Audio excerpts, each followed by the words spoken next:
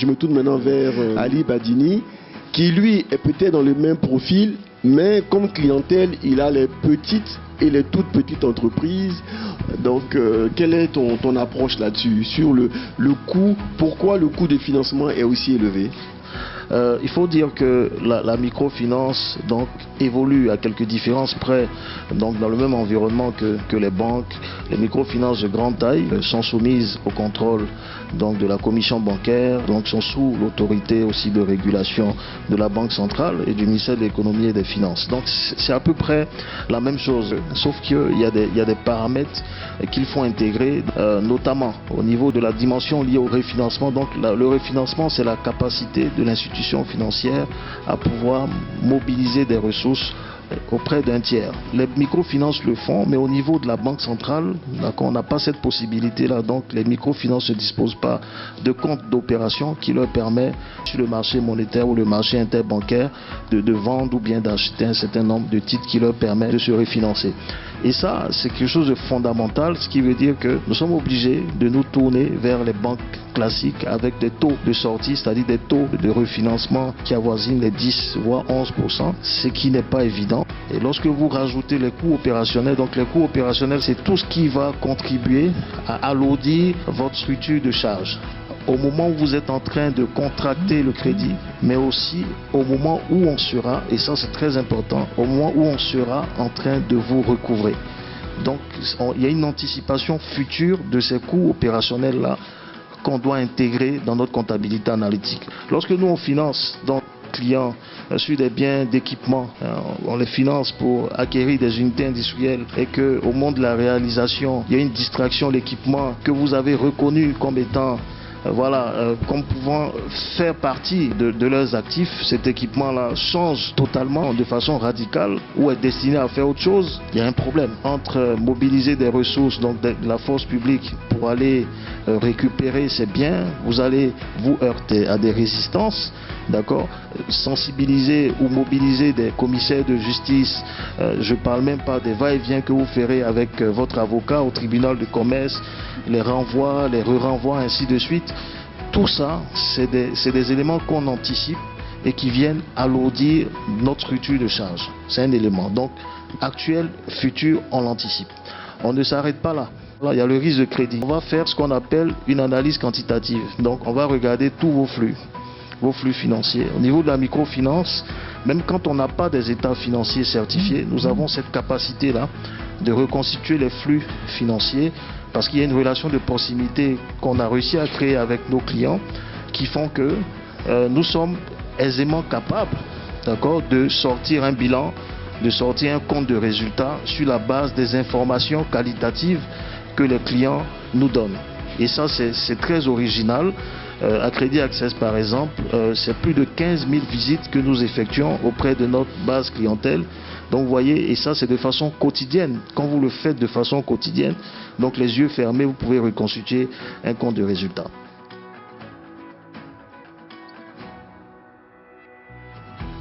Quand le problème est bien posé, donc la solution en découle aisément. Nous, on n'a pas accès, la microfinance, à un marché de refinancement.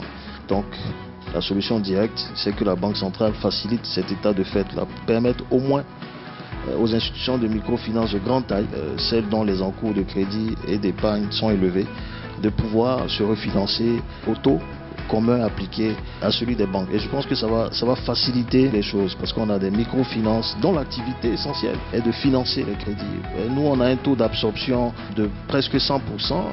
Lorsque nos PME, nos clients frappent à nos guichets, c'est toujours pour des besoins de trésorerie urgents, parce qu'il y a des bons de commande à financer, parce qu'il y a des crédits de trésorerie, des découverts à avoir, des factures à financer. Donc ces PME-là sont constamment en besoin de liquidité. Et ce qui fait notre force justement, c'est cette capacité-là à répondre dans des délais très courts à cette demande de financement. Ce qui veut dire qu'on a constamment besoin de liquidité. Et même notre dispositif de mobilisation de l'épargne endogène journalier dont j'ai parlé en début de propos n'est pas suffisant.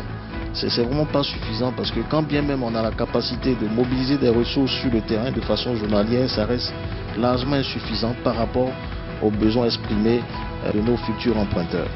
Alors, quand on a fait ça, quand on a accès au marché de refinancement, il faut aller beaucoup plus loin. Victorine parlait tout à l'heure du bureau d'information donc, sur le crédit qui est maintenant le crédit Infovolo, qui permet aux institutions financières d'avoir une idée du scoring. Mais vous savez, beaucoup sont les clients qui réussissent aussi à trouver donc des échappatoires pour tromper la vigilance des institutions financières. Lorsque vous êtes dans des pays où on a des problèmes d'adressage, on a des problèmes de géolocalisation, ou lorsque vous financez, 2 jours après vous vous retrouvez dans donc sur le lieu du financement, vous êtes devant. C'est compliqué, d'accord? Vous allez porter plainte parce qu'il y a eu du faux. Donc dans toute cette liasse de documents qu'on vous a donné, on vous dit que c'est une affaire civile, allez au tribunal. Vous allez au tribunal, j'ai parlé tout à l'heure donc de la batterie de contraintes, mais quand c'est au pénal aussi, c'est une autre paire de manches. Donc ça, c'est un vrai problème. Il faut qu'on soit capable de mitiger suffisamment donc le risque de crédit, et nos autorités doivent nous accompagner pour nous permettre donc de réaliser, de détecter des faux. Et quand il y a du faux, il faut sévir, parce que l'industrie bancaire, l'industrie de la microfinance n'a pas besoin de personnes, d'accord, qui nous font mal.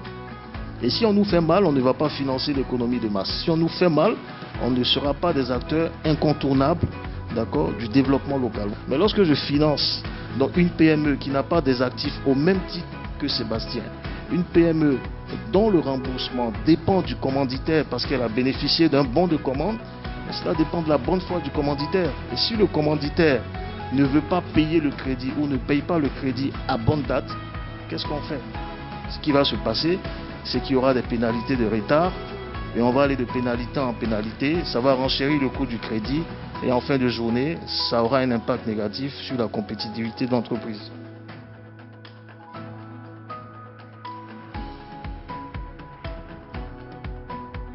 Rapidement, pour comment mobiliser l'épargne donc endogène au niveau du secteur informel, nous on le fait depuis un certain nombre d'années. C'est une approche de proximité, parce que, comme vous le savez, le revenu, c'est la consommation et l'épargne, et tous ceux qui exercent des activités créatrices de richesse ou de revenus ont cette capacité-là à épargner pour éviter la thésaurisation. Donc nous allons vers eux, d'accord, et nous mobilisons donc cette épargne-là à travers notre solution digitale, l'Access Mobile.